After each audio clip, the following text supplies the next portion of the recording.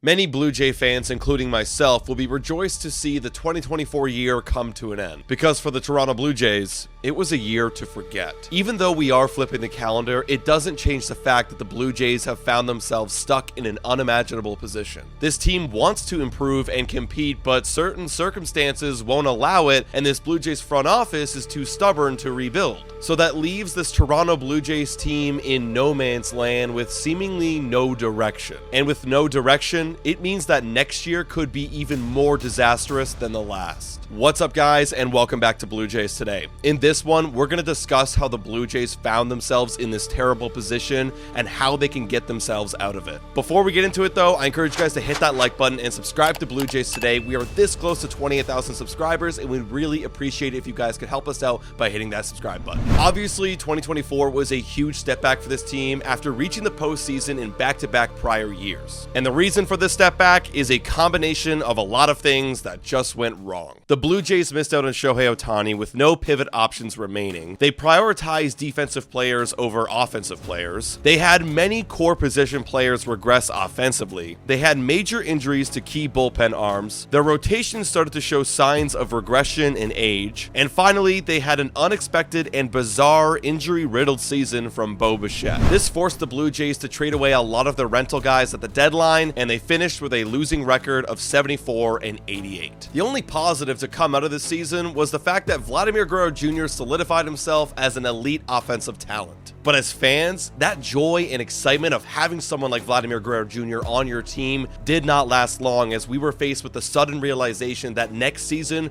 could be Vladdy's last as a Blue Jay. In the last two off seasons, the free agent market has been booming with signings like Shohei Ohtani and Juan Soto. And with Vladimir Guerrero Jr. poised to be the next young superstar to hit the free agency market, it's likely he's going to wait until next offseason to sign a monster deal. And because the Blue Jays don't have Vladdy locked down long term and they're coming off a losing season, many free agents are looking at the Toronto Blue Jays as a risky place to sign this winter. Even though the rumors out there have been saying that the Blue Jays are willing to overpay, it still seems like the money isn't talking. And if the Blue Jays can't attract big-time free agents, then it seems like this roster is set up to fail yet again. And with all of that being said, as a fan of the Toronto Blue Jays, this 2025 season looks absolutely terrifying. Not only does it look like the Blue Jays aren't going to build a competitive roster next season, but we have to go through an entire year knowing that the face of our franchise could be leaving next fall. And hell, if the Blue Jays are awful again by next year's trade deadline,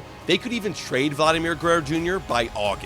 His departure from this franchise would absolutely be the climax of this horror film we're living in. However, there is a bit of hope for Blue Jay fans. Hey guys, time for a quick shout out to the sponsor of this video. Hit your picks and knock it out of the park with Betway. Scan the QR code down below or click the link in the description to join the action. Available in Ontario only, must be 19 years older to participate, and guys, please bet responsibly. Now, back to the content. We can only hope that the Toronto Blue Jays front office recognizes that Vladimir Guerrero Jr. is the heartbeat of this team. And after going through these last two gruesome years, they finally pony up the money to keep Vladimir Guerrero Jr. here long term. Having a talent like Vladimir Guerrero Jr. leave this Toronto Blue Jays team would absolutely be devastating for Blue Jay fans, because we'll never know if we'll ever find somebody like him again. Extending Vladdy would inject some life back into this fan base, and we can all start looking forward to the next window of this Blue Jays team. That is, of course, this front office sees it that way. If Vladdy does walk or is traded, Rogers might see this as an opportunity to cut ties with the current front office, meaning goodbye Ross Atkins and goodbye Mark Shapiro. They might want to start an entire new era of Blue Jays baseball with somebody else at the wheel, which would be, in this nightmare scenario, the best outcome. Overall, folks, I'm not going to lie to you. Next year is going to be scary.